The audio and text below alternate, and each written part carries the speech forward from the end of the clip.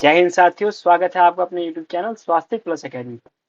साथियों, आज मैं हिस्ट्री से संबंधित एक मोस्ट इम्पोर्टेंट टॉपिक लेकर आया हूँ कि इतिहास को कैसे पढ़ना चाहिए, क्या तरीका है इतिहास पढ़ने का कि वो हमें आसानी से याद भी हो जाए और उसमें हमारी रुचि भी बने।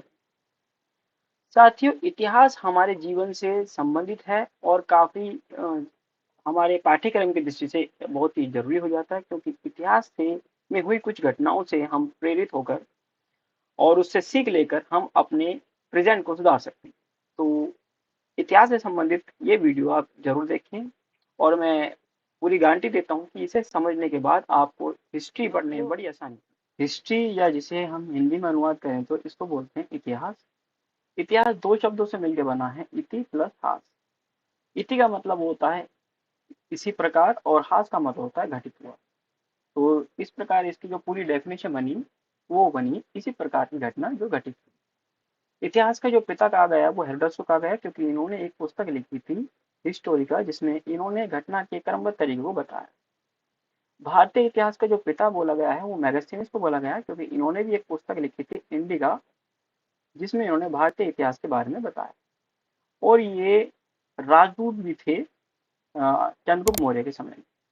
तो परिभाषा की अगर बात करें तो स्रोतों पर आधारित अतीत के क्रमबद्ध ज्ञान को इतिहास कहते हैं। और वो स्रोत क्या है, सोर्स, वो है आर्कियोलॉजिकल सोर्स और लिटरेसी सोर्स और कॉइन। तो हिस्ट्री को तीन कैटेगरी में बांटा गया है।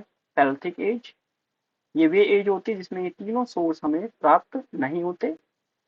प्रोटो हिस्टोरिक एज वो होती है जिसमें ये तीनों जो सोर्सेज हैं वो हमें प्राप्त भी होते हैं और उनको प्राप्त तो होते हैं लेकिन उनको पढ़ा नहीं गया है। और हिस्ट्री वो सोर्स होता है जिसमें ये तीनों सोर्स प्राप्त भी होते हैं और इनको पढ़ा भी गया है।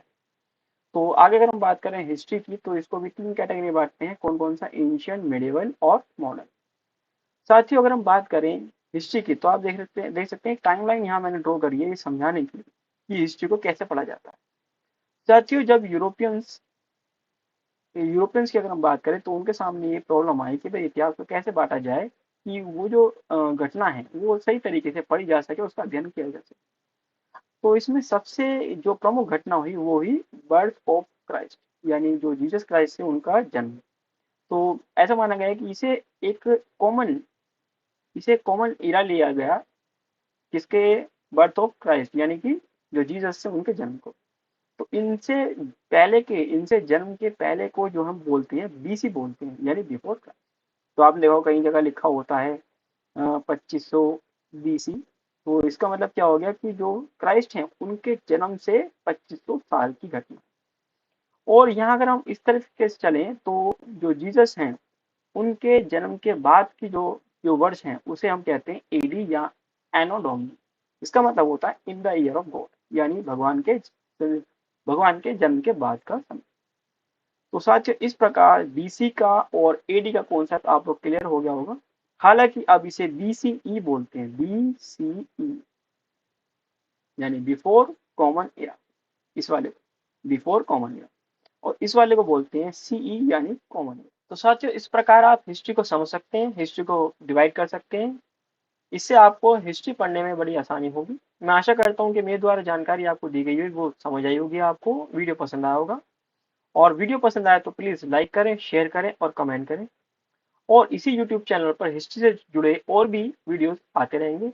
तब तक के लिए आप चैनल से जुड़े रहें। जय हिंद, जय भारत।